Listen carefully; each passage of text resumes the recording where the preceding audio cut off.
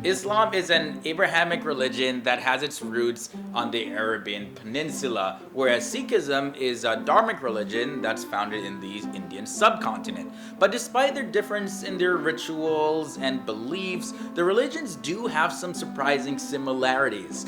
Welcome back to FTD Facts. My name is Leroy Kenton, and I was just curious to know what are some of the similarities between Islam and Sikhism. And I found a ton, a whole lot. But I just compiled 10 for you guys for this episode. And now before we continue, leave a like on this video and subscribe and ring that bell if this is your first time here, so that way you can keep up with our daily episodes. Alright, so let's start off with the first similarity. At number 10, we have the concept of God. Being strictly monotheistic, both these religions really emphasize on the oneness of God, and they believe that God is the absolute one. He's also all-powerful, all-knowing. In Islam, Allah is the supreme God, and in Sikhism, Waheguru is the divine almighty. Now in Surah 112 of the Quran, you can see that it says, He is God who is one, God the eternal refuge. He neither begets nor is born, nor is there to him any equivalent. Now in the English translation of the first passage of the Guru Granth Sahib for Sikhs, it says, there is only oneness, and it's called the truth. It exists in all creation,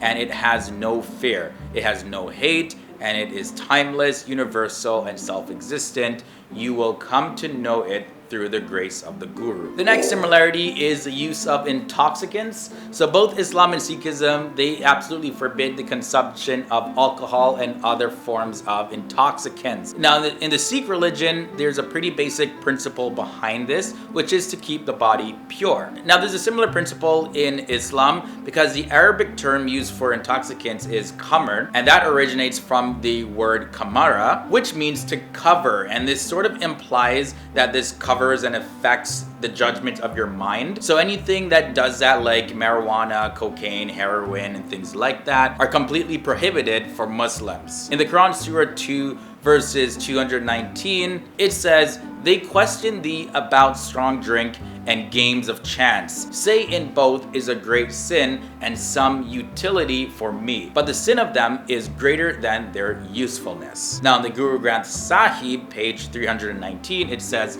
the misguided people who drink wine are the most foolish. Now I've quoted from both of the holy books of these religions, but that's actually a similarity, the belief in a holy book. For the most part, these holy books are a compilation and discussion of central religious texts that center around the beliefs, the ethical conducts, ritual practices of Islam and Sikhism. And both these religions trust the authority of their respected holy scriptures, and they both consider them to be divine revelations. So for Muslims, it's the Holy Quran, and they believe that it was orally revealed by God to the Prophet Muhammad. And for Sikhs, the Adi Granth, which is also known as the Granth Sahib, is the Holy Scripture. And it's made up of nearly 6,000 hymns of the Sikh gurus, as well as various early medieval saints and sages of different religions and castes. And it also has contributions from Muslim Sufis as well. There's also a similarity in both these religions having no priesthood.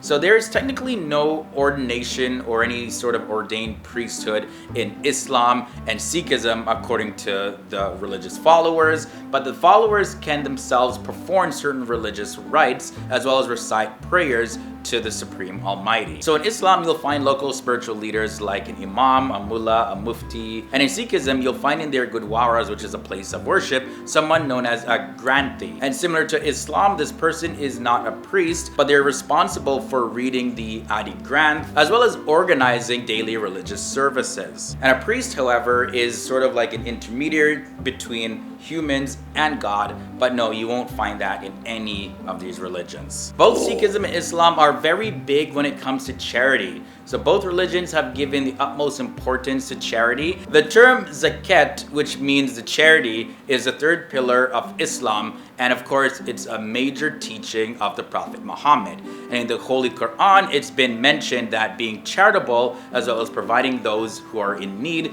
is a very important characteristic and a moral principle of all Muslims. So zakat is a compulsory charity that means that you're obligated to feed the poor and support orphans in various different ways according to Allah. Now in Sikhism, you'll find that there's a strong belief that giving money to charity as well as assisting people living in poverty and who are experiencing some form of suffering is a religious duty that encourages compassion and is one of the ways that you can serve humanity. So giving is one of the 3 golden rules of Sikhism. The fundamental teachings of Sikhs are Vanchakan, which means share what you have and consume it together in a community, which means doing selfless services to other people as well as treating all people with equality. Halfway in at number 5, there's a similarity between rewards and punishment. Both these religions have a principle that you reap what you sow, and Islam puts a lot of importance to the life after death, as they strongly believe that God will resurrect and judge every individual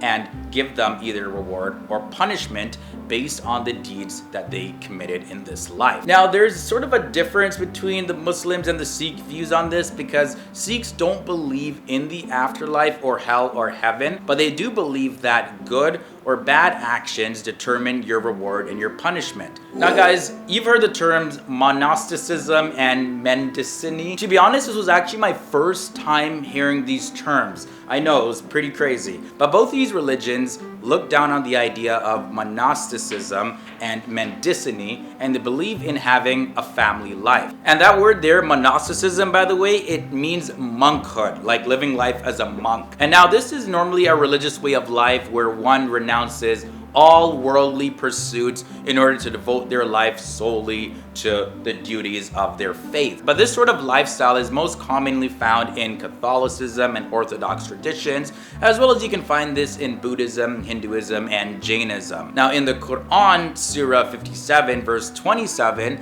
it says, "But monasticism they invented, we ordained it not for them, only seeking Allah's pleasure, and they observed it not with right reverence." Now in the Sikh holy book, the Adi Granth or the Granth Sahib, whichever term you want to use, it says, according to the Guru's teachings, what can be achieved outside the home can also be achieved at home. So Nanak has become a renunciate. And that's found on page 992. And also on page 522 it says, seek salvation while you're living a normal life. Similarity number 3 is the place of worship. Now a gurdwara is a place of assembly and worship for Sikhs. And Sikhs also refer to gurdwaras as Gurdwara Sahib. And even those who don't even profess any faith are welcome to join the Sikhs in their gurdwaras. All gurdwaras have a type of hall where people can eat vegetarian food, as well as they may have medical facilities, libraries, nurseries, classrooms, meeting rooms, as well as other facilities inside of their gurdwaras. And in Islam, mosques are the place of worship for the Muslims. Mosques commonly serve as a location for prayer, as well as funeral services, Sufi ceremonies, marriages, businesses, a place to collect donations to charity, and more. So both their places of worship also have multiple uses. Ceremony number 2, let's talk about head covers. For Sikhs, the turban has traditionally been worn by men, while women cover their heads with a long scarf called a chuni or a dupatta. However, many Sikh women have adopted the turban as their head covering as well. And for Muslims, the followers can wear a turban or a fez. They may even grow a beard, but they generally do trim their hair. For Sikhs, they actually don't trim their hair. That's why their hair is so long, and they use a turban to just keep it safe so that they're not stepping on it or it's not getting caught into anything. And for women in Islam, they may wear a hijab to cover their heads. So this is why there's quite a bit of confusion when it comes to identifying a Sikh or a Muslim. But if you actually learn the different styles of the turban wrapping and the head covering, you can easily be able to tell the difference. And finally, the similarity at number 1 is 5 prayers. They both have 5 prayers. So the Nitnem Banis are the 5 daily prayers of Sikhism. Now Sikhism has established a practice of 3 morning prayers, then there's an evening prayer, and then there's a bedtime prayer. In Islam, part of the 5 pillars of Islam is Salah. And Salah refers to the 5 obligatory prayers. And these prayers are done at dawn, midday, late afternoon, sunset, and nightfall. Alright guys, so that's all I have for you in this episode of 10 surprising similarities between Islam and Sikhism. Definitely I want to hear your thoughts and comments down below. Did you know that there are so many similarities? I know, it blew my mind. And before you guys head out, I'll leave you with a video that I highly recommend, especially if you enjoyed this one. It's going to be coming up right now, so I'm going to get out of here. Thanks so much for joining me here on this episode, and I'll see you guys real soon.